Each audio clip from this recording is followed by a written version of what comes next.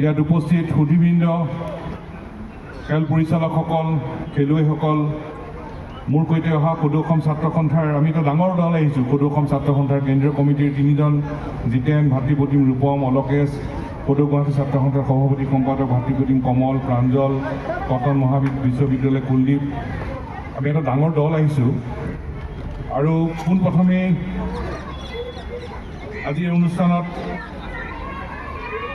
যিসকল দূৰদৰ্শী ব্যক্তি আৰু ব্যক্তিৰ চিন্তা চৰ্চা আৰু ধ্যান ধাৰণাৰ কাৰণে এই কেন্দ্ৰ প্ৰতিষ্ঠা হৈছিল, যিসকল আমাৰ মাজত নাই, বিনয় কুমাৰ মেধি ডাঙৰীয়া, অনন্তৰাম তালুকদাৰ ডাঙৰীয়া, তেখেতসকল আমাৰ মাজত নাই, তেখেতসকলৰ প্ৰতি মই শ্ৰদ্ধাঞ্জলি জনালোঁ।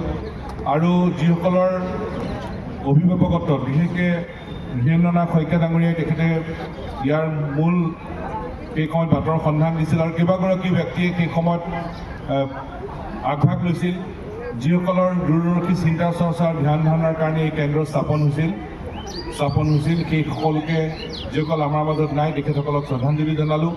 যিসকলে নিৰলসভাৱে আজি এই কেন্দ্ৰটো আগুৱাই নিয়াৰ কাৰণে নেতৃত্ব লৈ আছে, আত্মনিয়োগ কৰি আছে, সকলোকে আমি আন্তৰিক শ্ৰদ্ধা জ্ঞাপন কৰিলোঁ। খেলৰ কথা ক'বলৈ মই বৰ উপযুক্ত মানুহ নহয়, পৰেশ দাহঁত আছে, তেখেতসকলে খেলৰ কথা খুব ভালকৈ ক'ব পাৰিব। মোক যদি কিবা সাংবিধানিক ৰক্ষা ক'ব, NRC ক'ব দিয়া হ'লে মই বৰ ভালকৈ ক'ব পাৰিলোহেঁতেন। কিন্তু আমাৰ মানে খেলখন লৈ এনেকুৱা এটা ঘটনা হৈছে, মানে এই কেন্দ্ৰৰ বহু সদস্য আমাৰ পৰিয়ালতো আছে। এইকেইদিন আমাৰ মানে খেলখন চলি থকাৰ কাৰণে, ৰূপালী জয়ন্তীৰ কাৰণে আমাৰ ভাতৰ সময়ো সলনি হৈ গৈছে।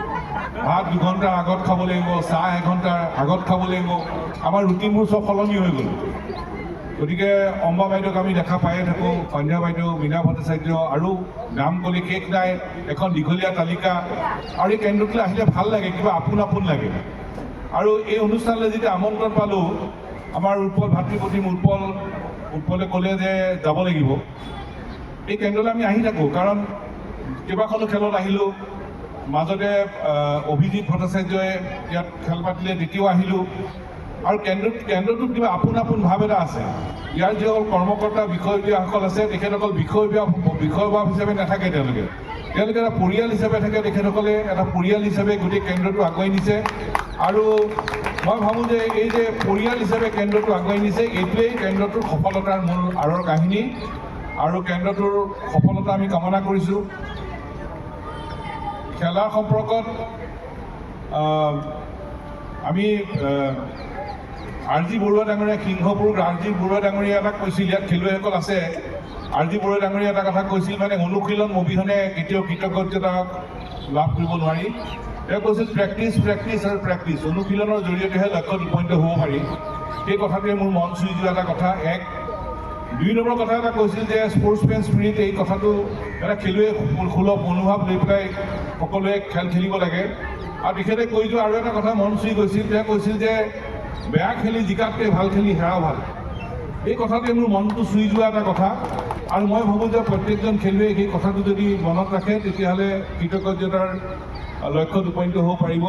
ইয়াত খেল পৰিচালকসকল আছে, খেল সংগঠকসকল আছে। আচলতে ক্ৰীড়া সংগঠকক বাদ দি কেতিয়াও ক্ৰীড়াৰ পথাৰত আমি সফল হ'ব নোৱাৰোঁ। এই প্ৰশিক্ষণ কেন্দ্ৰই আচলতে যি এটা পৰিৱেশ ৰচনা কৰিছে, উদীয়মান খেলুৱৈসকলক এটা ঠাই দিছে, প্ৰশিক্ষণৰ ব্যৱস্থা লৈছে, উৎসাহিত কৰিছে। আৰু এই প্ৰশিক্ষণ কেন্দ্ৰৰ এই নেতৃত্বৰ কাৰণেই ভলীবলক আমি আগুৱাই গৈ থকা আমি দেখিবলৈ পাই আছোঁ। আমি হ'লেও খেল ভাল পোৱা মানুহ, খেল চাবলৈ পালে ভাল পাওঁ। গতিকে প্ৰশিক্ষণ কেন্দ্ৰত আমি দেখিছোঁ তেখেতসকলে উদীয়মান খেলুৱৈসকলক ইয়াত প্ৰশিক্ষণ দিছে, উৎসাহিত কৰিছে, আগুৱাই যাবলৈ সকলোকে সাহস দিছে, প্ৰেৰণা দিছে। আৰু এই প্ৰশিক্ষণ কেন্দ্ৰৰ এই প্ৰচেষ্টাক মই আন্তৰিক অভিনন্দন জনালোঁ। মই দীঘলীয়া কথা ক'বলৈ থিয় হোৱা নাই। আমি গুৱাহাটী ভলীবল প্ৰশিক্ষণ কেন্দ্ৰৰ ৰূপালী জয়ন্তী বৰ্ষৰ এই শুভ মুহূৰ্তত প্ৰশিক্ষণ কেন্দ্ৰৰ পৰিয়ালৰ আটাইকে আমি আন্তৰিক অভিনন্দন জনালোঁ। 25 বছৰ শেষ হ'ল।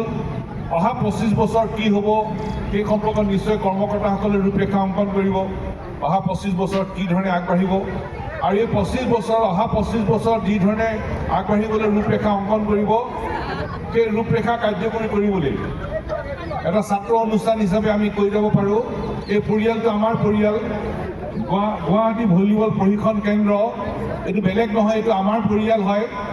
গতিকে আমি এই পৰিয়ালটোৰ সদস্য বুলি আমি নিজকে গণ্য কৰোঁ। গতিকে গুৱাহাটী ভলীবল প্ৰশিক্ষণ কেন্দ্ৰই অহা 25 বছৰত যি আগুৱাই যোৱাৰ ৰূপৰেখা অংকন কৰিব, সেই ৰূপৰেখা কাৰ্যকৰী কৰিবলৈ আমি এটা ছাত্ৰ অনুষ্ঠান হিচাপে সদৌ অসম ছাত্ৰ সন্থাৰ তৰফৰ পৰা সম্পূৰ্ণ ধৰণৰ সহযোগিতা আৰু সমৰ্থন আমি আগবঢ়াম। এই কথাটোকে আমি আপোনালোকক ক'লোঁ।